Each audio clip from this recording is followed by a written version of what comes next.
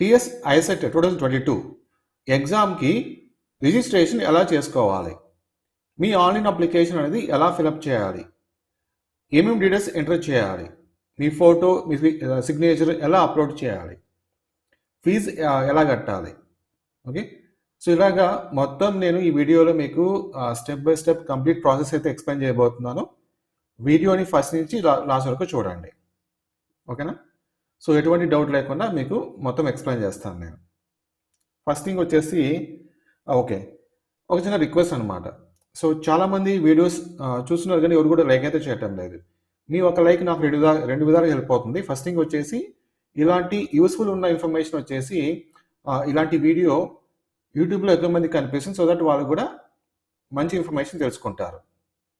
Second thing వచ్చేసి నేను ఇంకా మంచి వీడియోస్ చేయడానికి, లేటెస్ట్ అప్డేటెడ్ వీడియోస్ చేయడానికి ఎంకరేజ్ చేసిన విధంగా అవుతుంది అనమాట. ఓకే, సో ఒక లైక్ అయితే చేయండి. ఫస్ట్ మీరు ఈ వెబ్సైట్ ఓపెన్ చేసుకోవాలి. చూడండి ఇక్కడ TS ICET 2022. ఓకేనా? సో ఈ వెబ్సైట్ ద్వారా మనము ఎగ్జామ్కి రిజిస్ట్రేషన్ చేసుకోవాలి. సో యాక్చువల్గా మనకి ఏంటంటే 6th ఏప్రిల్ నుంచి రిజిస్ట్రేషన్ అయితే స్టార్ట్ చేయబోతున్నారు. కాకపోతే ముందుగానే మనము ఎలా రిజిస్ట్రేషన్ చేసుకోవాలి అనేది తెలుసుకుందాం. సో ఇక్కడ మనకి దాదాపు ఒక 4 స్టెప్స్ అయితే ఉంటాయి. అప్లికేషన్లో 4 స్టెప్స్ ఉంటుంది, మెయిన్ స్టెప్స్ అనమాట. ఫస్ట్ థింగ్ వచ్చేసి అప్లికేషన్ ఫీ పేమెంట్. మీ ఎగ్జామ్కి మీరు అప్లికేషన్ ఫీజు అయితే కట్టాలి. ఎలా కట్టాలి అని చెప్పి నేను step by step complete process explain చేస్తాను. దాని తర్వాత పేమెంట్ స్టేటస్ అనమాట. అంటే మీరు కట్టిన ఫీజు వచ్చేసి సక్సెస్ఫుల్ అయిందా లేకపోతే ఫెయిల్యూరా అని చెక్ చేసుకోవాలి ఒకసారి. ఓకే, అది సెకండ్ స్టెప్. థర్డ్ స్టెప్ వచ్చేసి ఫిల్ అప్లికేషన్ ఫామ్. ఇప్పుడు మీరు మీ డీటెయిల్స్ ఎంటర్ చేసుకుంటూ మీ ఎడ్యుకేషన్ డీటెయిల్స్ కానీ లేకపోతే మీ అడ్రస్ కానీ ఇవన్నీ డీటెయిల్స్ ఎంటర్ చేసుకుంటూ ఒక ఫామ్ అయితే ఫిల్అప్ చేయాలి. అది ఫిల్ అప్లికేషన్ ఫామ్. ఇది థర్డ్ స్టెప్ అనమాట. దాని తర్వాత ఫైనల్గా మీరు మీ అప్లికేషన్ అనేది ప్రింట్అవుట్ తీసుకోవచ్చు. ఓకే, ఈ 4 స్టెప్స్ మనం కంప్లీట్ చేసుకోవాలి. ఇప్పుడు ఫస్ట్ థింగ్ వచ్చేసి ఇక్కడ అప్లికేషన్ ఫీ పేమెంట్ క్లిక్ చేయండి. క్లిక్ చేస్తే ఇది అప్లికేషన్ ఫీ పేమెంట్ క్లిక్ చేస్తే మీకు ఇక్కడ ఈ విధంగా మీకు ఒక పేజ్ ఓపెన్ అవుతుంది అనమాట. ఇన్స్ట్రక్షన్స్ అని చెప్పేసి. ఓకేనా? ఇన్స్ట్రక్షన్స్ అని చెప్పేసి పేజ్ ఓపెన్ అవుతుంది. ఇప్పుడు ఇది అప్లికేషన్ ఫీ పేమెంట్ క్లిక్ చేస్తే, ఈ లింక్ క్లిక్ చేస్తే మీకు ఈ పేజ్ ఓపెన్ అవుతుంది. దాని తర్వాత కింద కంటిన్యూ క్లిక్ చేయండి. నెక్స్ట్ మీకు ఈ పేజ్ ఓపెన్ అవుతుంది. చూడండి, TS ICET 2022 ఫీ పేమెంట్ అని చెప్పేసి. ఇక్కడ మీ పేరు అనమాట. As per SSC 10th class సర్టిఫికేట్లో ఎలాగైతే పేరు ఉంటుందో సేమ్ పేరు ఇక్కడ ఎంటర్ చేయాలి. దాని తర్వాత డేట్ ఆఫ్ బర్త్ ఇక్కడ ఎంటర్ చేయాలి. 10th క్లాస్ సర్టిఫికేట్లో ఉన్న డేట్ ఆఫ్ బర్త్.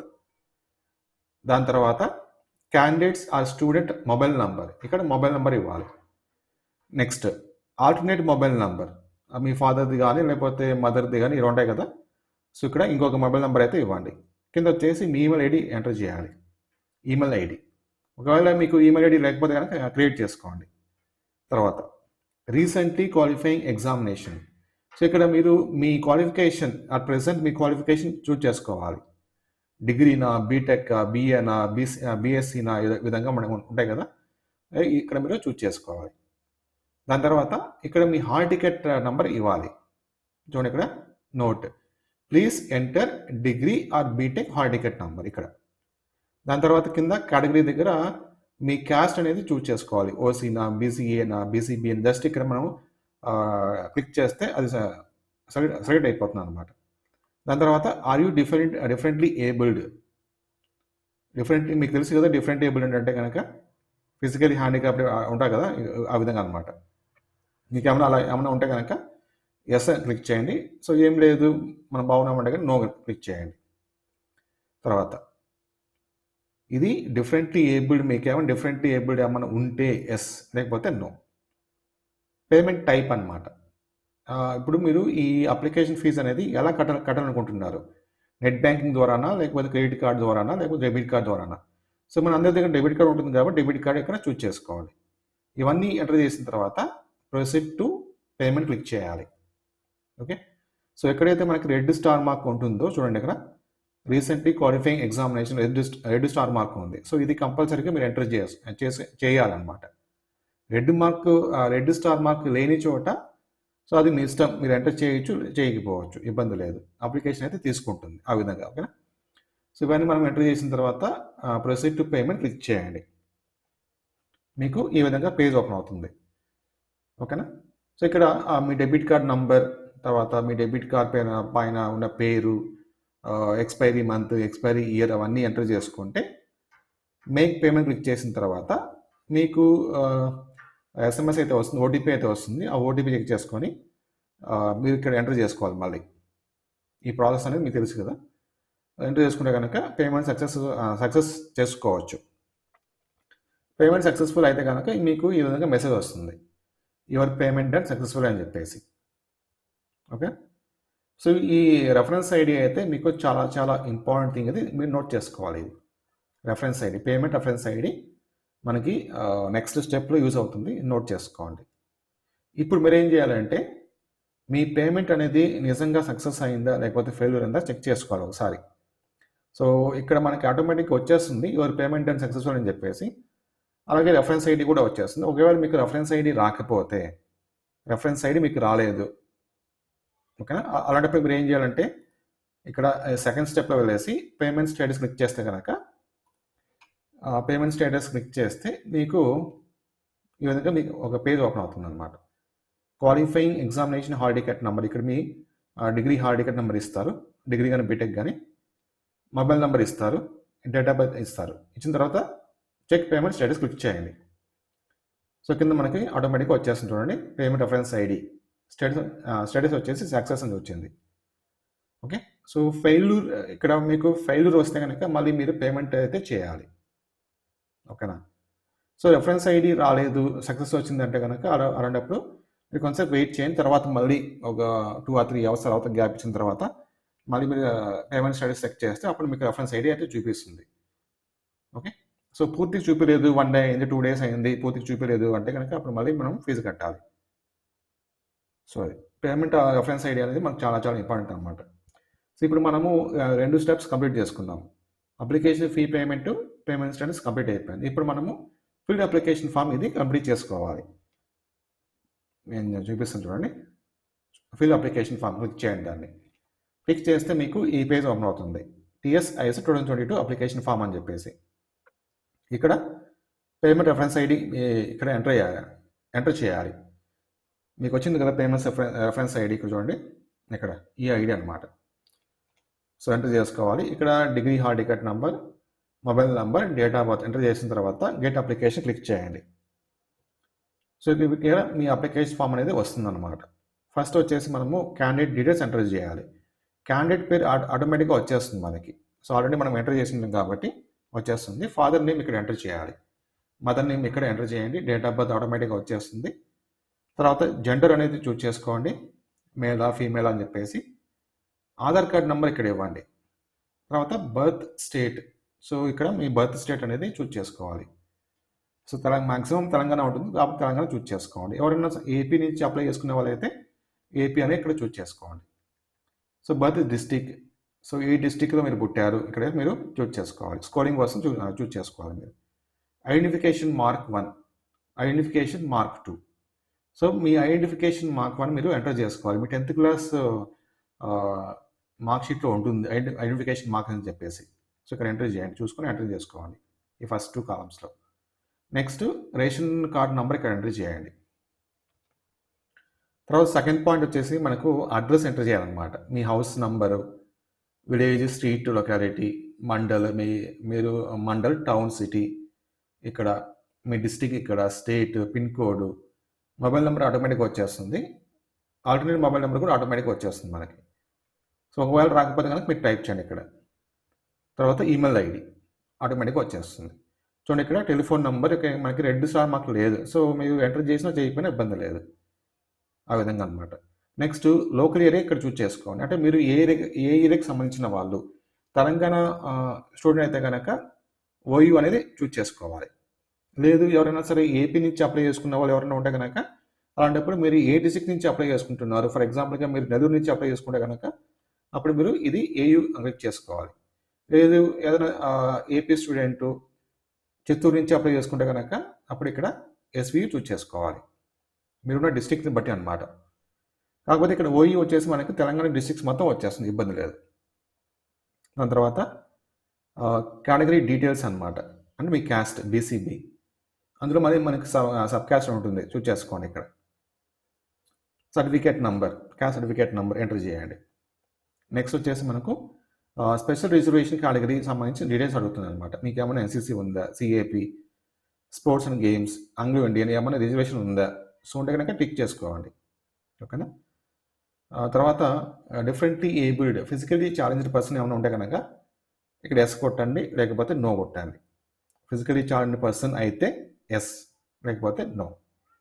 తర్వాత మైనారిటీ, నాన్ మైనారిటీ. సో మీరు మైనారిటీ సంబంధించిన వాళ్ళు అయితే కనుక మైనారిటీ పెట్టండి, సో నాన్ మైనారిటీ అయితే కనుక నాన్ మైనారిటీ పెట్టండి ఇక్కడ. తర్వాత annual income of the parents. So income, me parents income ఇక్కడ మీరు చూస్ చేసుకోవాలి. 1 ఇయర్కి ఎంత వస్తుంది మీ పేరెంట్స్కి, 1 lakh, below 1 lakh. Second option మనకి అబవ్ 1 lakh, బిలో 2 lakhs ఇచ్చారు. Third option more than 2 lakhs ఇచ్చారు.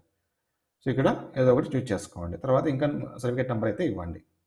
నెక్స్ట్ క్యాండిడేట్ బ్యాంక్ డీటెయిల్స్ అనమాట. ఇక్కడ name as in the bank account, me bank అకౌంట్లో మీ పేరు ఎలా ఉంది ఇక్కడ ఏమండి. నేమ్ ఆఫ్ ద బ్యాంక్ ఇక్కడ, బ్రాంచ్ నేమ్ ఇక్కడ. సో ఆ బ్యాంక్ అనేది ఎక్కడ ఉంది, ఎక్కడ వస్తుందని బ్రాంచ్ నేము, account number, IFSC code enter చేయాలి. తర్వాత క్వాలిఫికేషన్ డీటెయిల్స్ అనమాట.